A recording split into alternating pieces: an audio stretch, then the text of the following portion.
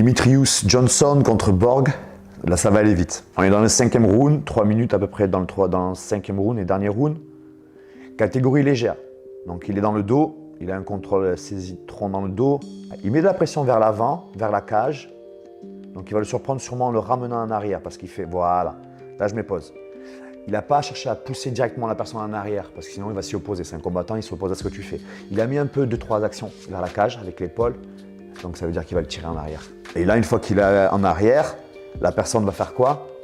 Son cerveau va se mettre à son action vers l'arrière. Et bien à ce moment-là, il le met vers là-haut. C'est très fort. Donc voilà. Après, il part en gigatamé. Mais moi, ce que j'observerais de ce que je regarderais, c'est ces préactions qu'il a fait avant pour tirer en arrière. Une fois qu'il est en arrière, il va se poser à l'arrière, je le lève.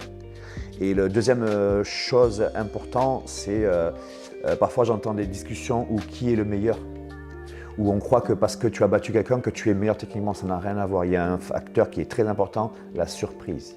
Avec une technique ou une action surprenante, inhabituelle, on peut battre quelqu'un de plus fort. Et là, on est dans ce cas-là. Bon, les deux sont forts, hein. Mais on est dans le cas où il peut être très très fort, Borg, à un moment au 5e round. Qui s'attend à ça? Donc là, il y a un phénomène de surprise. Ce qui serait beau à dire, pour dire un grand bravo, c'est 5e round, ceinture, vu l'enjeu, tenter un truc comme ça, c'est fabuleux, c'est hors norme. Donc, voilà.